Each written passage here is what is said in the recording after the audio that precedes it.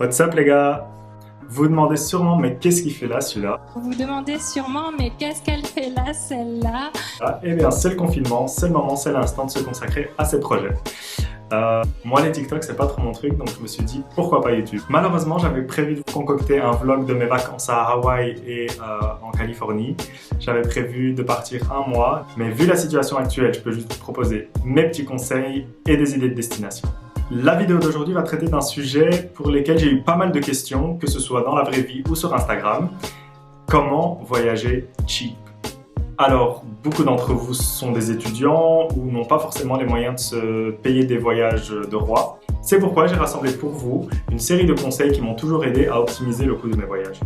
Numéro 1, le billet d'avion. J'aurais aimé vous faire une démonstration en live d'une recherche de billets d'avion en appliquant les conseils qui vont suivre dans la vidéo. Mais malheureusement, vu la situation actuelle, les prix sont un peu biaisés vu que plus personne ne prend l'avion. Le premier conseil que je peux vous donner pour le billet d'avion, c'est de privilégier l'utilisation d'un comparateur et non pas d'aller directement sur le site d'une compagnie aérienne. Pourquoi le comparateur? Le comparateur vous permet, comme son nom l'indique, de comparer directement le prix de différentes compagnies, mais aussi de combiner des vols de différentes compagnies pour atteindre les meilleurs prix. Un deuxième critère qui est très important lorsqu'on veut économiser de l'argent sur son billet d'avion, c'est la flexibilité.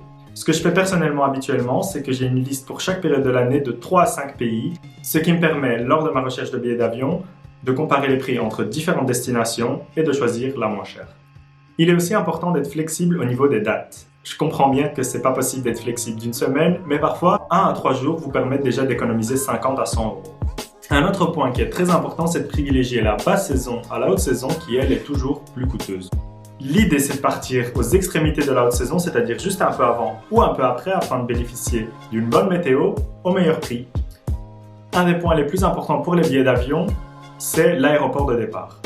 Ce que je fais personnellement, c'est que je n'étends pas mes recherches uniquement à l'aéroport de Bruxelles, mais aussi celui de Paris et d'Amsterdam, parfois même jusqu'à Madrid, pour avoir parfois les tarifs les plus bas. Ce sont des aéroports super faciles d'accès. Par exemple, en Flixbus, pour 9,99 €, en 2h30, je suis à Paris-Charles de Gaulle et j'ai économisé 100 à 200 € sur mon billet d'avion. Pour les voyages les plus lointains avec les flight rates les plus élevés, je vous conseille de combiner plusieurs destinations. Par exemple, pour Hawaï, les Maldives, Bora Bora, etc.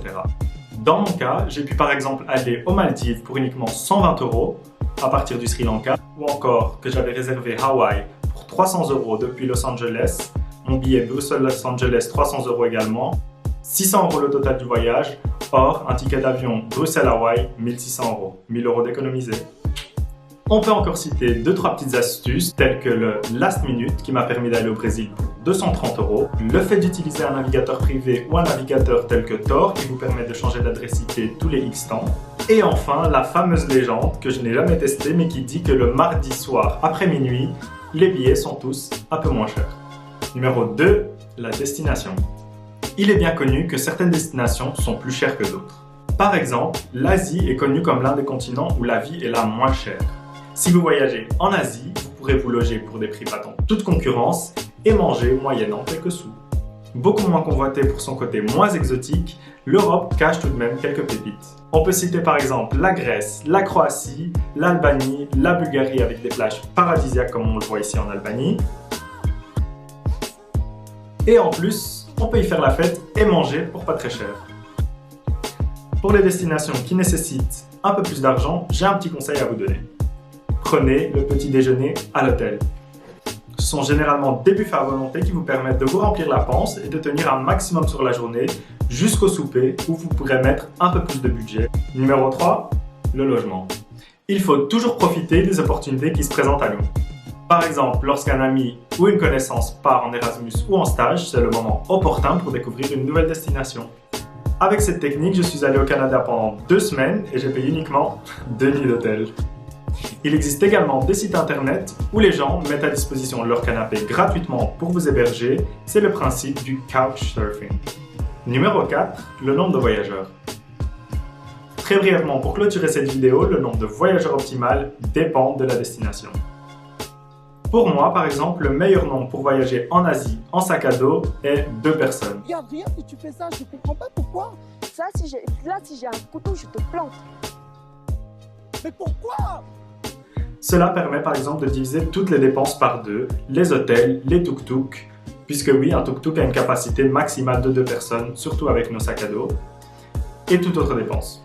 Pour un road trip par exemple, j'irai de 4 à 8 personnes en restant sur un nombre pair pour pouvoir diviser chaque nuit d'hôtel par 2.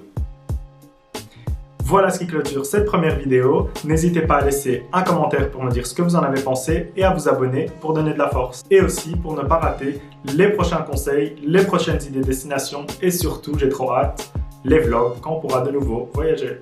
Ciao ciao!